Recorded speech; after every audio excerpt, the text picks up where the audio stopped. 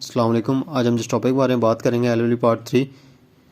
PPC हमारा criminal law हमारा subject है और इसका जो टॉपिक है वो रॉन्गफुल कन्फाइनमेंट और रॉन्गफुल रिस्ट्रेंट है। अगर हम सबसे पहले रॉन्गफुल रिस्ट्रेंट की बात करें, हुएवर वॉलंटरी ऑब्स्ट्रक्ट्स, ठीक है, रुकावट डाल दे, obstruct any person to and prevent that person from proceeding, ठीक है, किसी बंदे के रास्ते में रुकावट डाल दे और उसको रोके किसी आगे जाने से, किसी जगह प्रोसीड करने से जहां उसका जाने का राइट है, तो उसको हम लोग रॉन्गफुल रिस्ट्रेंट कहते हैं। देखें अब, जैसे एक ए ऑब्स्ट्रक्ट्स अ पाथ, ए ने एक पाथ या कोई चीज़ लगा दी, ठीक है, along with g has right, ठीक है, एक जगह पे ए जी वहाँ से उसका राइट था, गुजर सकता था, ए ने उसको ऑब्स्ट्रक्ट कर दिया, कोई चीज़ लगा दी और उसको प्रिवेंट किया, और ये गुड फेथ में उसने नहीं किया, ये उसके लिए गुड फेथ में नहीं किया, तो इसमें राइट टू स्टॉप और उसने समझा कि ये मेरे पास राइट है, मैं इसको स्टॉप कर सकता हूँ, तो ये उसने रॉन्गफुल रिस्ट्रेंट किया। अब इसकी पनिशमेंट की अगर बात करें, सिंपली इनकी इम्प्रिजनमेंट होती है 1 मंथ तक, ठीक है, और फाइन इस पर हो सकता है 1500 रुपीज़ इस पर फाइन हो सकता है, और फाइन और इम्प्रिजनमेंट दोनों भी हो सकते हैं, बोथ भी हो सकते हैं। अब हम लोग रॉन्गफुल कन्फाइनमेंट की बात करेंगे। रॉन्गफुल कन्फाइनमेंट क्या होता है? हुआ वह रॉन्गफुल रिस्ट्रेंट। सबसे पहले रॉन्गफुल कन्फाइनमेंट में आपने याद रखना है कि सबसे पहले रिस्ट्रेंट होता है, किसी बंदे को रोका जाता है, any person in such manner, ठीक है, इस मैनर में उसको रोका जाए to prevent that person from proceeding beyond certain limits. अगर किसी लिमिट्स के अंदर उसे किसी दीवार के अंदर जैसे, या किसी घर के अंदर, किसी कैद खाने के अंदर, या किसी जेल शेल के अंदर उसको, या किसी कमरे के अंदर बंद कर दिया जाए कि एक बंदे को बंद कर दिया कि तुमने इससे लिमिट से बाहर नहीं निकलना, तो वो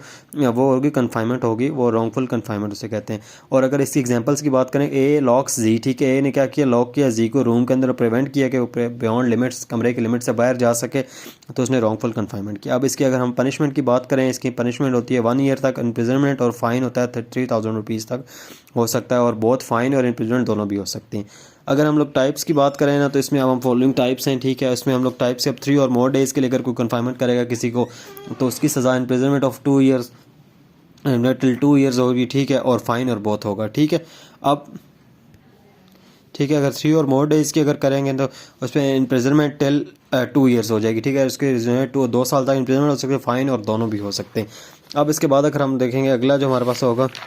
कि 10 और मोर डेज़, अगर कोई बंदा किसी बंदे को 10 या उससे ज़्यादा दिनों के लिए करता है इम्प्रिजन कन्फाइन कर लेता है, तो इसकी इम्प्रिजनमेंट 3 साल और फाइन भी इसको हो सकता है। A person whose liberation rate has been issue, ठीक है, आप कोई किसी बंदे की लिबरेशन रेट इसकी इशू हो सकती है, जैसे किसी ने